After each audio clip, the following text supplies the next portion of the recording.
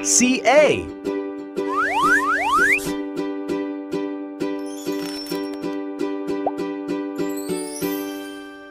Esa primera pregunta, un segundo, estoy mirando solito un problema.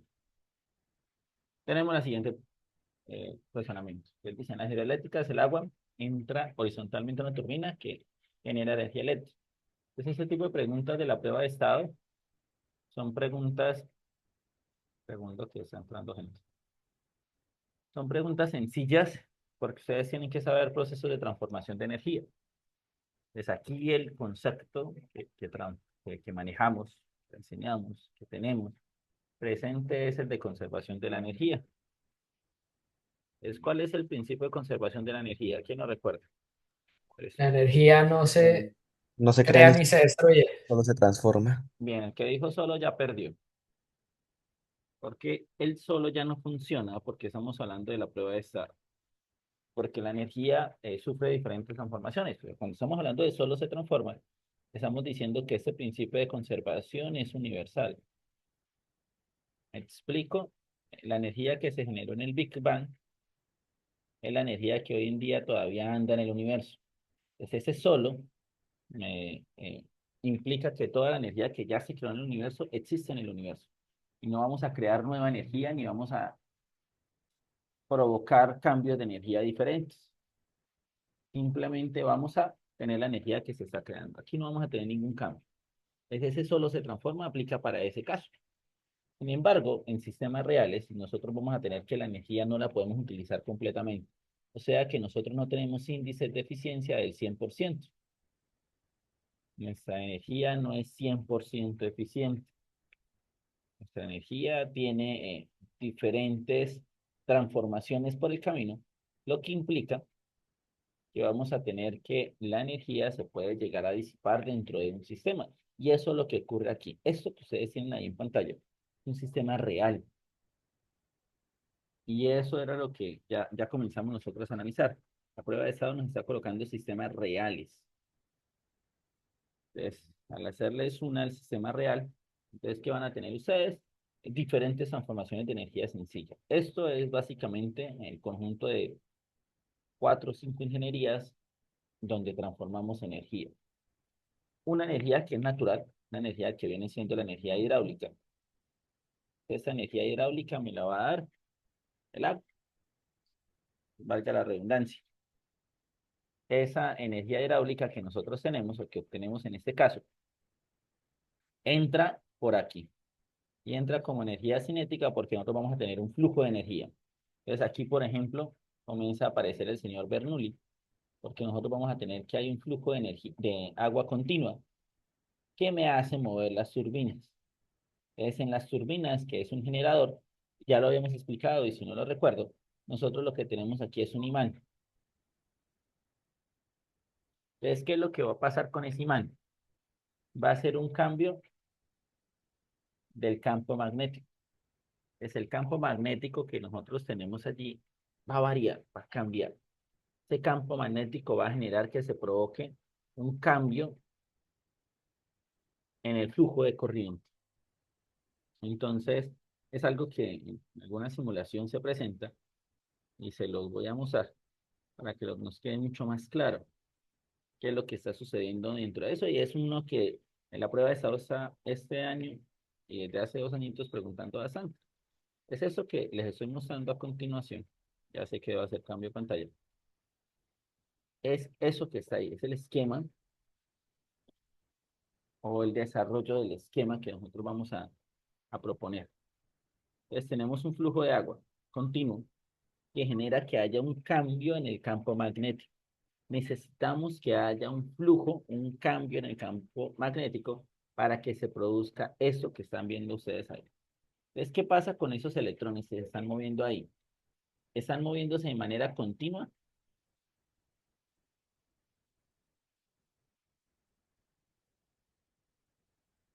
Sí, es un movimiento continuo de los electrones o Sí, no. ¿Por qué, Carlos? porque están, as- no sé cómo explicarlo, pero si hay un Hay un continuo, flujo de electrones. eso, ¿Es un flujo continuo de electrones? Entonces, cuando hago esa pregunta es para que ustedes lo noten y tengan la primera diferencia. ¿Qué pasa con un electrón? Entonces, fijémonos en un electrón. ¿Ese electrón qué?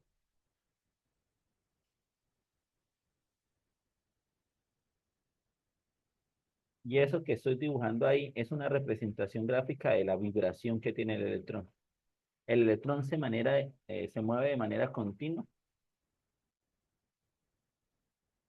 ¿bien? Y de Ujú. ahí es donde nacen los dos tipos de corriente. Nosotros vamos a tener una corriente que se llama corriente alterna y una corriente que se llama corriente directa. ¿Cuál es la diferencia entre los dos? Ese flujo de energía. Entonces, en la corriente directa, nosotros vamos a tener que la energía va a tener una sola diferencia de potencial. La corriente, este electrón, sí se movería como nosotros estamos pensando. Entonces, ¿cómo es como nosotros estamos pensando que se mueve un electrón? Entonces, les muestro. La intención de la corriente continua es que este electrón dé la vuelta completa por la espira y da la vuelta completa por la espira. Llega, enciende el bombillo y vuelve y da la vuelta completa. Ese es el flujo de corriente continuo. Es por eso nosotros tenemos corriente continua, que por efectos del inglés llamamos direct current, corriente directa.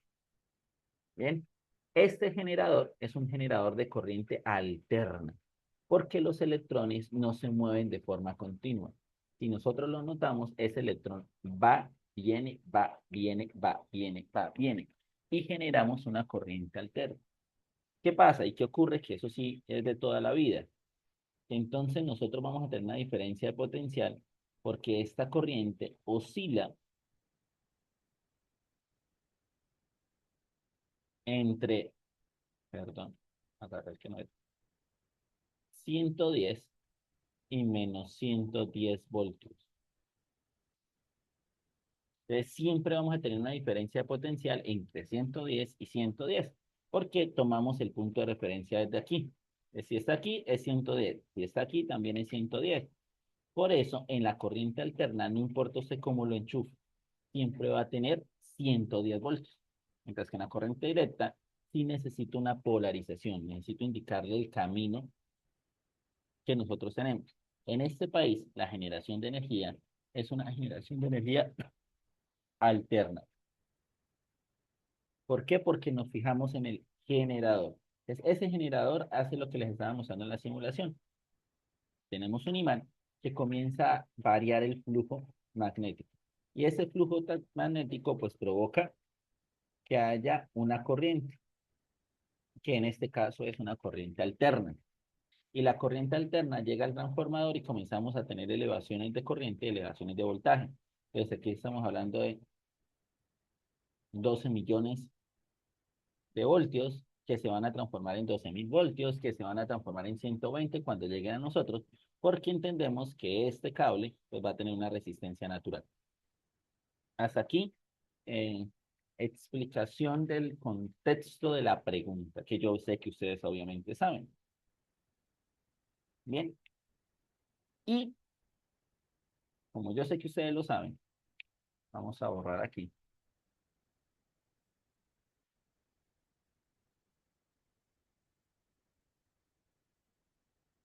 Entonces, en esta explicación, ustedes tienen que saberse el orden de transformación de la energía. Entonces, ¿cómo se transforma la energía para la prueba de estado? Es un orden específico, es un orden claro, y siempre funciona de la misma manera, porque a la prueba de estado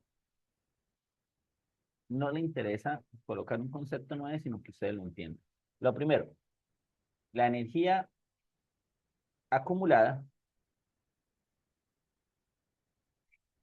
pasa a ser energía liberada.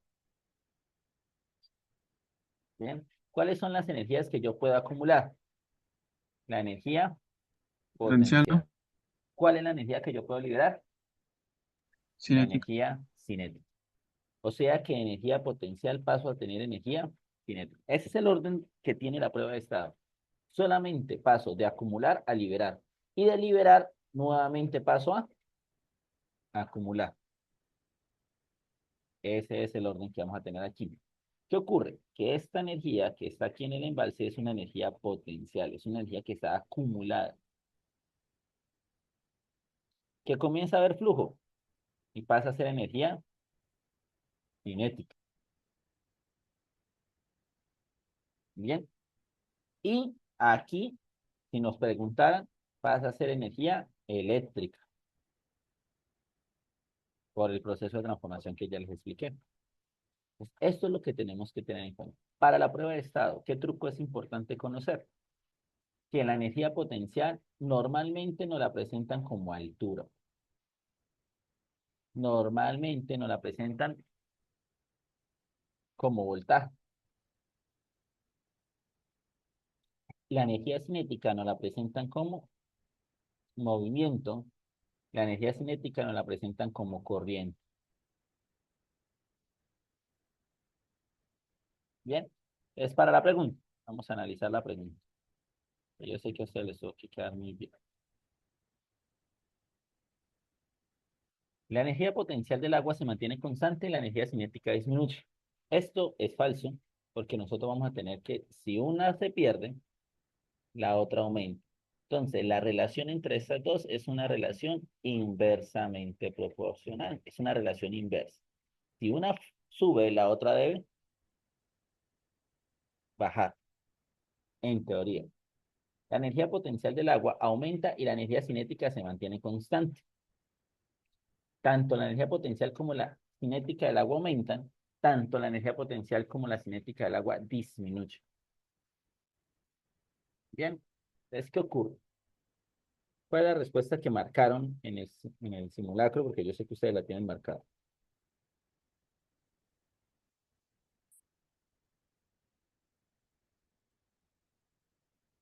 No, no marcaron ninguna, ninguna le suena. No, yo no me Bueno, entonces, ¿cuál le suena en este caso? acuerdo, que señor. O ¿Puede era la repetir? A, ya te la Sí. eliminé. No, no, no era la, no me acuerdo. Yo no me acuerdo, en serio, no me acuerdo.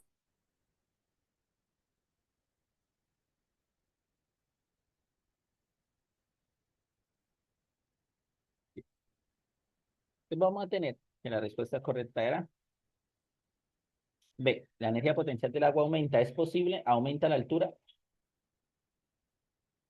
Entonces, eso es Eh, un truco que ustedes pueden hacer. Simplemente reemplazar palabras. La, en vez de colocar energía potencial, colocan altura. Entonces, la altura del agua aumenta. Falso, ¿cierto? Otra vez. Sí, porque está disminuyendo al bajar. Muy bien. Tanto la energía potencial, otra vez, tanto la altura como la cinética aumentan. ¿La altura también aumenta? Pues lo acabamos de No, decir que no. acaba de bajar. Pues, aquí, tanto la altura como el movimiento disminuyen al impulsar la turbina. Y esto es muy importante, porque el orden correcto sería que si la energía potencial baja, la energía cinética debería subir. aumentar. Y por eso les estaba diciendo que el resto ya no es todo se transforma. Tenemos que recordar que la energía no se crea, que la energía no se destruye. Esos son los no. Que la energía sí que se transforma, la energía se transfiere, la energía se disipa. O sea que en sistemas reales la energía se va a perder. Entonces, ¿en qué se pierde en este caso la energía cinética? En, En el ener- movimiento de la turbina. en el movimiento de la turbina, en energía eléctrica. Por eso la respuesta correcta era la D. Bien, preguntas, dudas, inquietudes. No, pi. No, No, no, no. Al parecer no, porque ya la tenemos muy clarita. ¿Listos? ¿Alguno que tenga una pregunta adicional? Dame un segundo que creo que entró Manuel. Listo. Entonces vamos con la siguiente pregunta.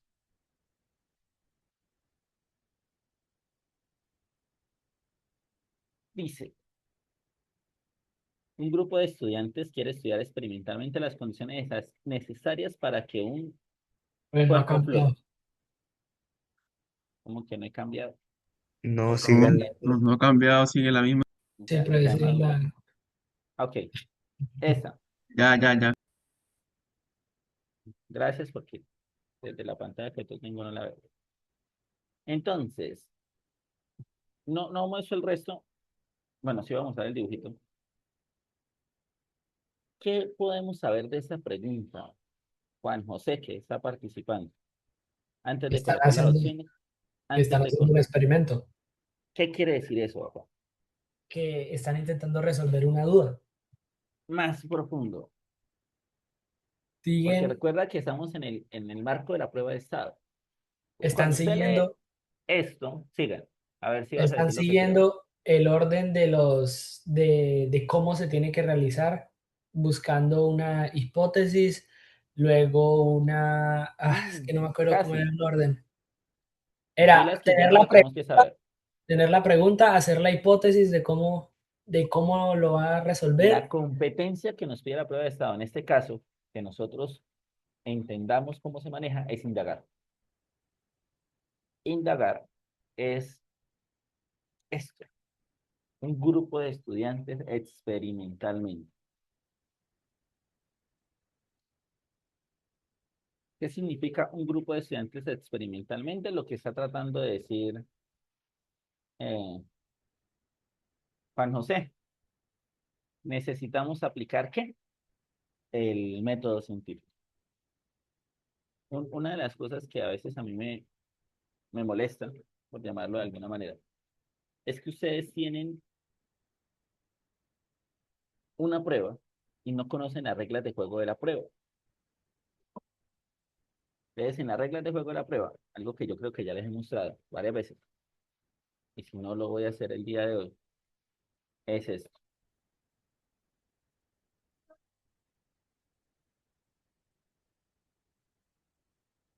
¿Qué Ya es se ve, acá? profe. Indagación, ¿vale? Es en indagación. Nosotros vamos a tener que esto es lo que le piden a usted que tenga. Por eso, esta prueba, en este caso, esta pregunta, nace de esto, vincular el conocimiento científico e investigación científica, construir explicaciones del mundo natural. Bien. Entonces, obviamente, aquí la tenemos, que era lo que tú estabas tratando de decir. Proceso de indagación en ciencias incluye, entre otras cosas, primer paso del método científico. preguntarse, tener una... No, Observa- aquí está, lo acabo de marcar. Observación, Ah, observación. Observación. ¿Formular qué? Una pregunta, una Preguntas. hipótesis. Poder generar, muy bien, plantear la hipótesis, fuentes de información. Hacer predicciones, que en este caso vendrían siendo las hipótesis.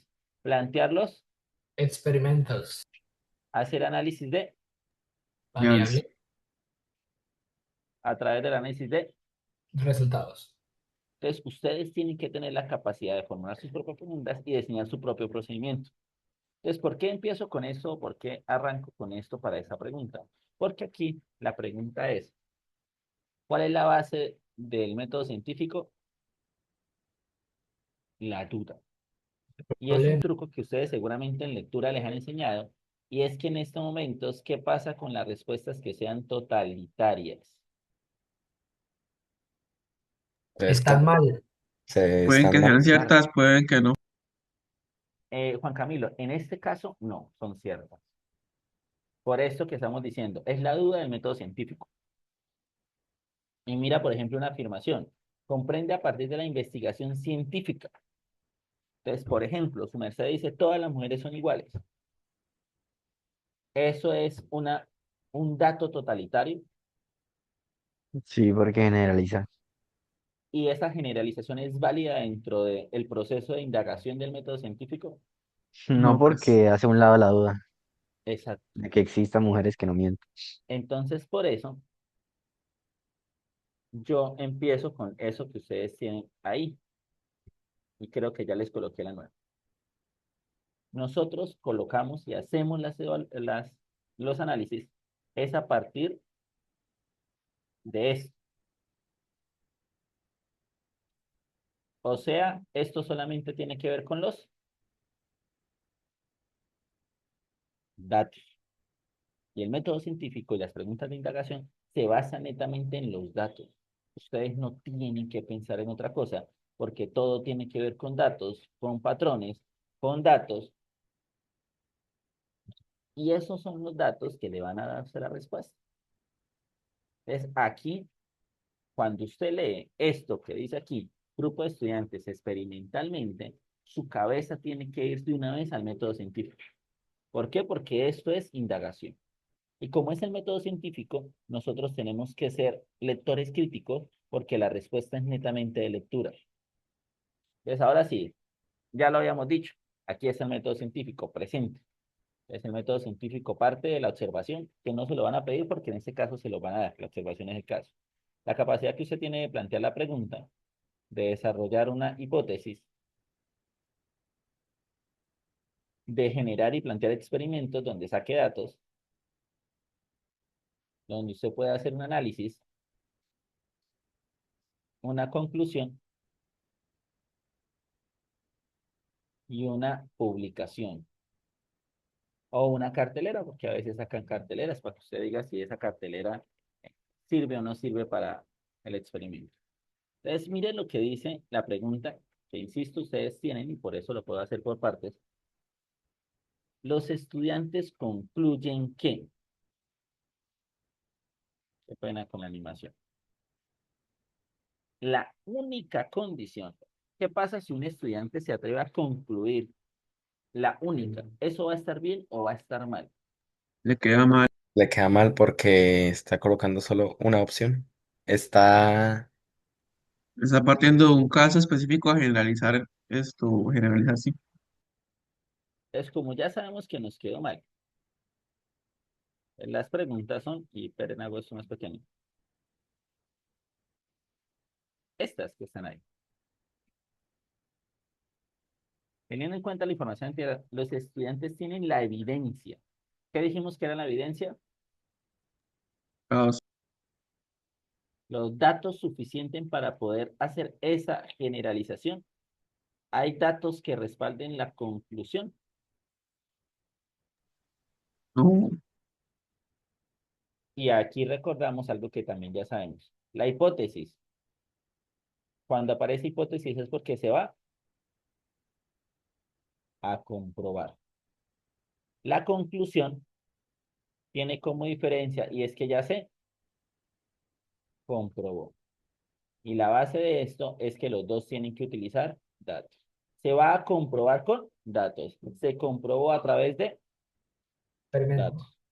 Entonces, como la única opción es esa, ya fue lo que dijeron los estudiantes, pues yo ya sé que eso está mal. Entonces, la que está así se va, la que dice sí se va. Y me queda no y no. Leo su conclusión. La única condición para que un cuerpo flote es su forma, sin importar el material. Por favor, ¿qué propiedad específica me ayuda a diferenciar los materiales? densidad. La densidad. ¿Y qué relación tiene la densidad con la flotabilidad? ¿cómo así? ¿Qué Pues relación, cómo se relaciona la una densidad con la relación, flotabilidad? una relación improporcional. Esto Si una aumenta, la otra disminuye. Uy, pilas, no es señor, eso se inversa, llama es inversa. Inversamente principio de Principio de proporcional. Arquímedes. Arquímedes, Principio principio de de Arquímedes. Arquímedes. Es que decía el principio de Arquímedes. ¿Qué decía el principio de Arquímedes? Ah, eh, El empuje es igual Que al peso del todo fluido cuerpo desplazado, que ¿verdad? experimenta un peso dentro de un fluido va a experimentar un El empuje, empuje. ¿Y que el empuje es igual a qué? el peso del fluido desplazado. Al volumen del Al fluido peso desplazado. del fluido desplazado. Muy bien. Y entonces aquí es donde aparece la densidad, porque Arquímedes relaciona la densidad con la flotabilidad. Entonces dice que los cuerpos que tienen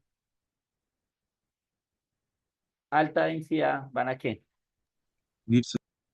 A hundirse. Y los cuerpos con poca densidad van a Flotar. flotar. Flotar. Flotar. O sea que eso que ellos están diciendo está contradiciendo un principio físico. ¿Sí ven? Y esa es la importancia de tener conocimiento para poder llegar a la prueba. O sea, no es que no la podamos hacer por lectura, pero ustedes que están trabajando con nosotros, pues son chicos que entienden que hay conceptos que debemos dominar de una manera diferente. En este caso, el concepto que estamos manejando es que el material se relaciona con la densidad y aquí están hablando de empuje. O sea, que ellos no pueden decir que es la única porque la densidad también importa, no solo la forma. Porque según Arquímedes, la fuerza de empuje es igual a la densidad del fluido por la gravedad del planeta por el volumen desplazado. Y la relación de densidades es lo que me dice si un cuerpo flota o no. Si la densidad del fluido es mayor a la densidad del objeto, él va a flotar y así con todo lo que saben ustedes. Que la densidad del fluido es menor a la densidad del objeto, esto se va a hundir. Y estas son las únicas dos relaciones que le interesan a la prueba de estado. Para la prueba de estado no existe el punto medio de la igualación. O se hunde o flota. Entonces dice aquí, no porque es necesario realizar el experimento con distintas formas de plastilina, pues eso fue lo que él hizo. Y eso es lo que estamos invalidando. Por eso la respuesta correcta era La A. la A. Bien, preguntas, dudas, inquietudes. Año. No. Pasemos a la siguiente. Circuitos. Circuitos es fácil. Y más cuando tenemos un tipo de circuito que conocemos. ¿Qué regla tenemos que tener de los circuitos básicas, sencilla? Que los circuitos se definen como dos tipos de circuitos. Los circuitos En serio y en paralelo. Paralelo y serie. y que los dos, sin importar el elemento que nosotros tengamos, sin importar el elemento electrónico que nosotros tengamos, se comportan y tienen la misma regla. Entonces, para la prueba de estado, nosotros tenemos que saber lo obvio, que en paralelo, esto es un divisor de corriente. ¿Bien? Que en paralelo, el voltaje permanece constante en cada elemento. Que en paralelo, si uno falla, nada falla. ¿Qué ventaja tenemos? Que en... Un segundo, porque está intentando mirar. Que en serie es exactamente lo mismo, pero al revés. Explico. Es las mismas relaciones, pero tratamos de cumplir una relación contraria. Entonces, en serie, ya no es un divisor de corriente, es un divisor de Voltaje. voltaje. Ya no es el voltaje el que permanece constante, sino es la corriente la que permanece constante. Y si uno falla, O todo falla. Y entonces se cumple la ley de Ohm. Voltaje es igual a corriente por resistencia. Y esta es la que debemos saber y vamos a aplicar en toda la prueba. Y que nosotros conocemos de toda la vida. ¿Qué es de toda la vida? Que el voltaje es la pila. O sea que para la prueba de estado el voltaje muy seguramente va a permanecer constante. Y nos interesa estas dos. Y la relación entre corriente y resistencia es una relación inversa. Si la corriente aumenta es porque la resistencia Disminuye. disminuye. Entonces la pregunta es simple. Si es un circuito en paralelo, el voltaje aquí, aquí y aquí va a ser el mismo. O sea, el voltaje en 1 es igual al voltaje en 2, que va a ser igual al voltaje en 3. Bien, me van a preguntar por la corriente. Entonces, ¿cómo modifico la corriente si el voltaje es el mismo? Lo que puede modificar la corriente es el valor de la resistencia. ¿Y cuánto es la resistencia aquí? 10. Y aquí, 10 ohms. y aquí. 10 ohms. Y si la resistencia 1 es igual a la resistencia 2, que es igual a la resistencia 3, pues la corriente 1 va a ser igual a la corriente 2, que va a ser igual a la corriente 3. En este caso, el valor de las corrientes es Igual. el mismo. Bastante, bastante. Porque el voltaje se comparte. Ya te doy la palabra, dime. Señor, ¿Qué cosa? ¿Quién? ¿me ibas a hacer una pregunta? No, está Profe, Ah, pregunta, ¿amperios es para corriente? amperios es para corriente y voltios es para voltaje. Entonces, por eso el instrumento que mide la corriente se conoce como un amperímetro. ¿Listo? Ahí creo que no tenemos preguntas, ¿o sí? Topi. Bien. Entonces vamos con la siguiente. Otra vez, espero que ya estén viendo. En este caso, es indagar. Y no, No. ¿Por qué no es indagar?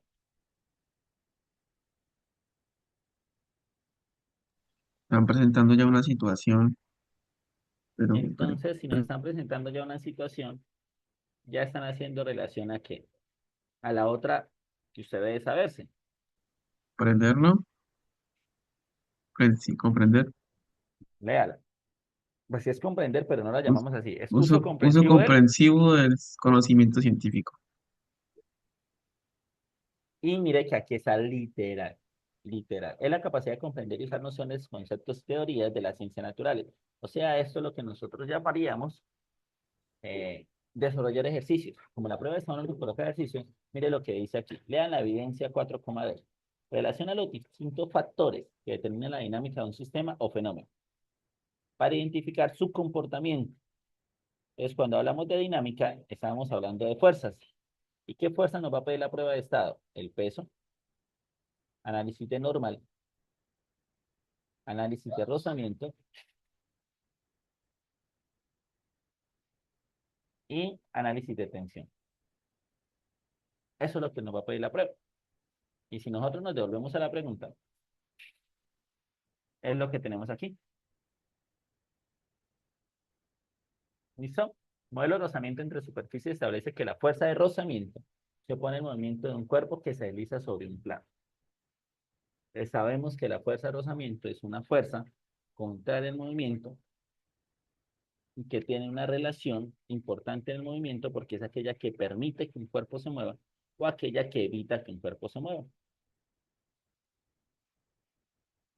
Entonces, si nosotros jugáramos al rozamiento puro, esto es lo que ocurre en el rozamiento puro, el concepto real de rozamiento.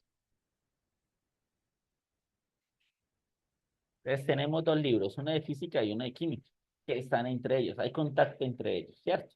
Y eso es lo que ustedes están viendo. Entonces, los vamos a rozar. Entonces, primero nosotros tenemos que considerar que una superficie no es completamente plana. O sea, todas las superficies van a tener estos pequeños huecos vacíos, que es lo que nosotros llamamos corrugados. Entonces, todas las superficies a nivel microscópico tienen esos vacíos y tienen ese vacío corrugado de interacción atómica. ¿Qué pasa? Pues que la superficie que es más lisa, ese vacío es menor, como lo notamos aquí. En las superficies que son corrugadas, pues este vacío es más grande, se nota aún más, por eso se siente corrugadito. Eso es lo que nosotros vamos a tener ahí. Entonces, ¿qué pasa cuando los ponemos en contacto? Cuando los ponemos en contacto, aquí se genera la fricción. ¿Por qué? Porque alrededor de los átomos que hay aquí, una capa de qué? Es el otro color. Dando vuelticas alrededor del núcleo Electrones. de electrones. Y este también tiene dando vueltas electrones. Y electrón con electrón genera una qué? Función. Repulsión. Repulsión. Y eso es lo que nosotros sentimos. Esa deformación del campo eléctrico generada por la repulsión es lo que nosotros llamamos el contacto. Recuerden que los cuerpos entre sí no se tocan. Pero si evitamos que un cuerpo nos toque. Y obviamente, como lo están viendo, a medida que yo genero fricción, aumenta la temperatura porque ¿qué pasa con los átomos que están en contacto con ellas? Comienzan a vibrar. porque se están oponiendo a ese movimiento natural que tienen los cuerpos. Bien, pues eso es lo que nosotros llamamos la fricción. Es la fricción que ocurre de esta manera. Es esa interacción entre dos cuerpos. La fricción no existe sola. La fricción es una interacción.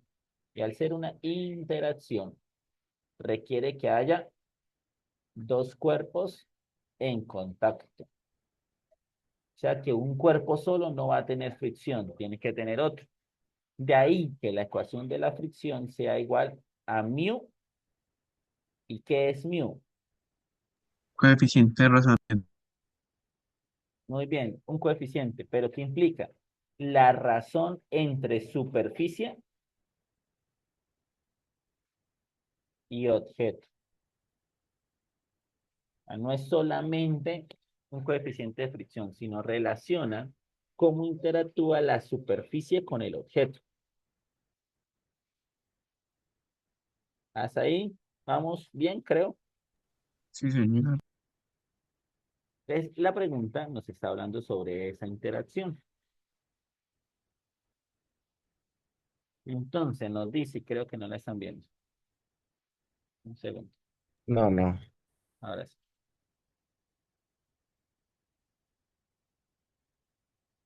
Que la fuerza de rozamiento depende directamente de la fuerza normal y del coeficiente de fricción de la superficie. Entonces, esto es algo que también ya les he planteado varias veces. Y es que ustedes no necesitan saber las ecuaciones, sino poderlas deducir. Y la deducción en este caso lo dice aquí. La fuerza de rozamiento es igual directamente entonces que es una multiplicación entre el coeficiente de fricción y la fuerza normal. A continuación estamos mostrando figuras donde aparece la misma caja con el mismo peso y es jalada por la misma fuerza. Sin embargo, en la figura 2, la caja se encuentra volteada. Pregunta que nos pueden hacer, por ejemplo, en esta. ¿Cuál de las dos cajas siente mayor presión? Interactúa a mayor presión. Tiene mayor presión. La uno, La ¿Por uno, qué? hay menor porque área de menor contacto. área de contacto. Menor área de contacto. Y entonces recordamos que la presión es la relación entre fuerza Y el área. y el área, ¿cierto? Les dice, de acuerdo con el modelo anteriormente expuesto, ¿cuál es el modelo anteriormente expuesto? El que ustedes acaban de decir aquí. ¿De qué depende la fricción? La fricción depende únicamente de la relación entre quién, entre la superficie y objeto y la normal. ¿Y qué es la normal? Fuerza de superficie, ¿no? La fuerza de la superficie. Que para efectos de este caso, la fuerza de la superficie, o sea, la normal, si hacemos sumatoria de Perpendicular fuerzas en Y, es igual a quién. al peso. O sea, que la normal va a ser igual al peso. ¿Y qué me dice el ejercicio? Que es el mismo que, Eso, o sea, que la misma normal. normal. Mal. Es la misma superficie y es el mismo objeto. Todas las condiciones son exactamente iguales.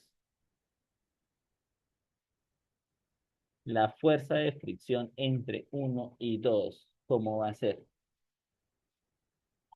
La misma, ¿no? La misma. Y la respuesta correcta era en este caso, la C, que es la que está apareciendo ahí. Bien. Preguntas, dudas, otra vez, inquietudes. No. No. Bien. ¿Qué quiero que noten? Que sí es importante que lo noten un poco en la socialización. En este caso, en la socialización, no estoy preocupándome tanto por la respuesta, sino para que ustedes vean cómo se abordan este tipo de preguntas y agregar conceptos que de pronto estamos perdidos. Porque ustedes son estudiantes que tienen un nivel diferenciado en la forma como hacemos las preguntas. Pues por eso trato de que vayamos un poquito más allá. Dime, Juan Camilo. Por ejemplo, si el caso fuera que la figura uno, pues la figura uno es así la misma, y la figura 2 fuera un plano inclinado. cambia y cambia bastante, porque la normal ya no va a ser igual al peso, va a ser igual al componente en Y del peso. Entonces ya hay un ángulo de por medio y ya lo hago. Ya sé para dónde va. Y claro que es inválido porque nosotros vamos a tener que la inclinación cumple dos funciones. La primera, un plano inclinado es una máquina simple. ¿Cuál es la función que tienen todas las máquinas simples? Reducir la fuerza. Entonces, ¿qué ocurre aquí, Juan Camilo? Que nosotros vamos a tener esto. Ya la normal va a ser igual al peso en Y. Entonces, la normal, como es un plano inclinado, va a ser igual al peso por coseno del ángulo. Los cosenos y los senos varían entre 0 y 1, ¿cierto? O sea que esto va a ser multiplicado por un número decimal entre 0,0 y 0,99. Y si yo multiplico por un decimal, ¿se va a hacer más grande o más pequeño? Pequeño. Se va a hacer más pequeño. Entonces, ¿qué pasa? Que la fricción, cuando estamos en un plano inclinado, si inclinamos la superficie, la fricción disminuye. La fricción en planos inclinados disminuye. ¿Vale? Listo, listo. En este caso, nos queda simple porque es la máxima expresión de la fricción. Vamos con la siguiente. Una pregunta sencilla. En una superficie cuadrada, se encuentran dos esferas con cargas eléctricas iguales y sin posibilidad de moverse. Cuando se pone una esfera adicional con carga positiva, esta se mueve aceleradamente en línea recta vertical hacia arriba. Entonces, ¿por qué logramos nosotros que esto ocurra? Porque aquí aparece el señor Coulomb, que nos dice que existe una fuerza eléctrica. Y la fuerza eléctrica de toda la vida, como nos enseñó Newton, es igual a masa por aceleración. O sea que todo cuerpo que sufra de una fuerza va a sufrir necesariamente de una aceleración. Bien. Entonces, por eso aquí me dice que se mueve acelerado. ¿Y cuáles son las interacciones que descubre el señor Coulomb? Que existe una fuerza eléctrica atractiva y que existe una fuerza eléctrica Repulsiva. repulsiva. ¿Cuándo va a ser atractivo? Entre cargas de distinto ciclo. Cargas diferentes. ¿Y cuándo va a ser repulsiva? Cuando las cargas son igual. Entonces, ¿qué ocurre en este ejercicio? Nos están diciendo que la carga positiva se va a mover hacia dónde? Hacia arriba. Hacia arriba. O En sea que si paralelo. esa es la carga positiva, se va a mover hacia arriba. Que si esta es la carga positiva, se va a mover hacia arriba. Si esta es la carga positiva, se va a mover hacia arriba. Que si esta es la carga positiva, se mueve hacia arriba. Comenzamos a entender algo importante, y es que estas dos no quieren a la carga aquí arriba. O sea que esta no funciona, porque entre ellas lo que hay es una repulsión. Función. Y que también entendemos algo que yo asumo que manejamos muy bien, y es el concepto vectorial de la suma de cargas, de la suma de fuerzas, perdón. Entonces, ¿qué vamos a tener? En nosotros, en este caso, vamos a tener una línea vectorial y un vector que van así. Son vectores.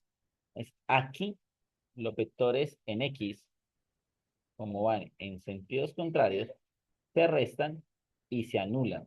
Y solamente va a quedar la componente en Y. Y esa componente en Y va a hacer que esta carga vaya hacia abajo. Y de la misma manera, aquí, por componentes vectoriales, esto está en diagonal. Por eso aquí me dice recta vertical, porque aquí se mueve hacia arriba, pero se mueve en diagonal. Por eso no es la C. Ya sabemos que no es la A porque las positivas no lo quieren ser. Entonces, por eso es la B, porque este señor lo atrae y este señor lo atrae. Los componentes en X se anulan y solamente me van a quedar los dos componentes en Y, cumpliendo la premisa. Por eso esta es la respuesta que responde lo que estamos pidiendo.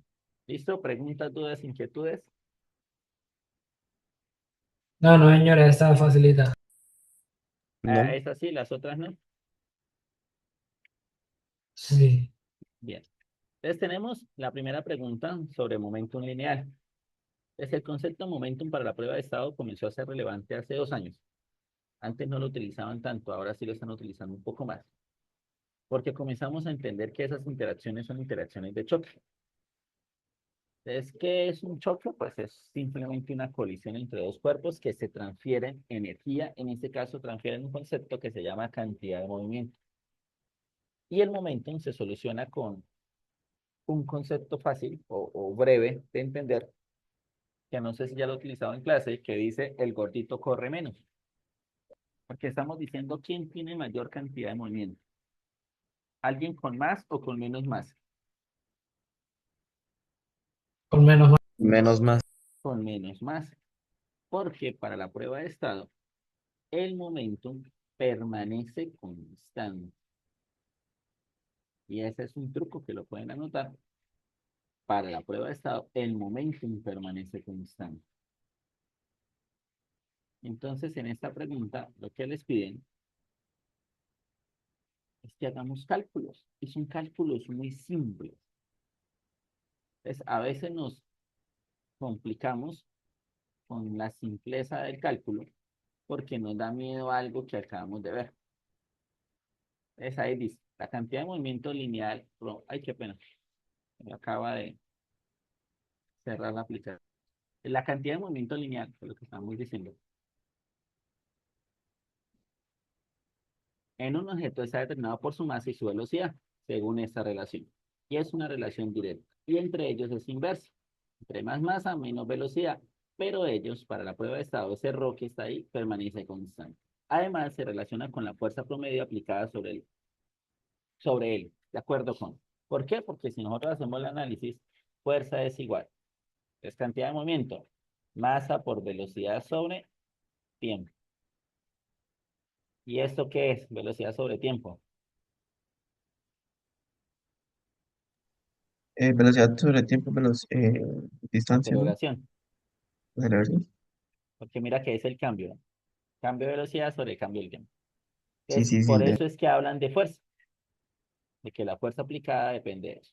Y a esto también se le conoce como el impulso mecánico. El impulso mecánico es la variación de la cantidad de movimiento. Y el impulso mecánico también es igual a fuerza por tiempo. Estamos hablando de lo que se relaciona en un choque, aplicamos fuerza, pero lo que intercambiamos es la cantidad de movimiento. Entonces tenemos que se lanza una pelota de béisbol de 1 kilogramo. Perdón, me cayó el lapicero.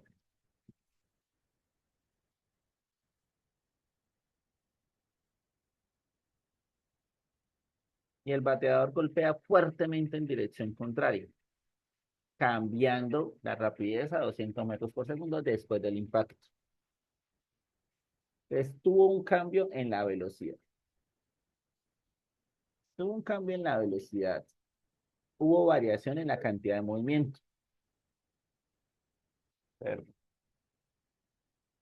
o eso es lo que nos están diciendo hasta el momento. La fuerza es una cantidad vectorial, definida como el cambio en la cantidad de momento. Es esto que acabo de colocar ahí en pantalla. Es muy parecido a lo que estamos diciendo desde hace rato. Prueba de estado es muy simple, porque esto que te colocaron arriba es esto que está aquí. Esta es la fórmula de lo que dicen aquí abajo. La fuerza es una cantidad vectorial. La fuerza es una cantidad vectorial. Definida como el cambio, recuerden que cambio para física es delta, cantidad de movimiento que es ρ. Entonces, si el bate y la pelota están en contacto 1 segundo, están dando la ecuación. La magnitud de la fuerza aplicada fuerza es igual a masa por el cambio en la velocidad sobre el tiempo. de fuerza es igual a la masa, 1 kilogramo. Cambio de velocidad, ¿cuánto cambió? De 20 a 200, ¿cuánto cambió? 180. 180. 180. Y la prueba de estado es tan bonita, es tan hermosa, tan bella, que todo lo multiplica por 1, ¿cierto? Y entonces las restricciones de respuesta tienen que hacer un numerito. ¿Realmente qué operación están haciendo? ¿Una qué? ¿Una multiplicación, una división? No, están haciendo una simple y exclusiva resta. Porque si, como ustedes lo acaban de hacer, restamos 200 menos 20 me da 180. 180. O sea que la respuesta, ¿cuál debería ser? La C. 180. Muy bien. La respuesta correcta, la. Bien. ¿Todos de acuerdo conmigo? ¿Por qué, profe? Porque la A. ¿Cómo que por qué la A? Espere. Bien. ¿Qué estamos diciendo? Que esto es una magnitud de qué tipo? Vectorial. Vectorial, ¿cierto? Entonces, una variación, un delta, se define como final menos inicial. ¿Vale? ¿Dirección qué? Opuesta. O sea que si la dirección es opuesta, ¿cómo se define en física la dirección opuesta? Con un signo ¿qué? Negativo. Negativo. Negativo. Y si yo hago una resta de negativos, ¿se suman o se resta el valor total? Se suma. Se suma. Entonces sería 20 menos 200. 200. Y 20 menos 200 me da. 220 220. minutos. Por eso aquí me está diciendo que es vectorial, porque debo recordar que una magnitud vectorial tiene norma y orientación. Y esa orientación para la prueba de estado es positiva o es negativa. Para la prueba de estado, los vectores solamente tienen un número y un signo. Y ese signo representa tanto la dirección como el sentido. Si yo voy hacia allá y voy a restar, debo tener en cuenta que estos son signos opuestos y que la variación total es, si yo llevaba 20 y me imprimen 200, realmente pasé a 220. ¿Cuánto hay de diferencia entre ellos? ¿Cuánto hay de diferencia entre menos 20 y 200? 220. 220. Bien, y 220 por 1, pues 220. 220 dividido entre 1, pues 220. Por eso la respuesta correcta en esta pregunta era la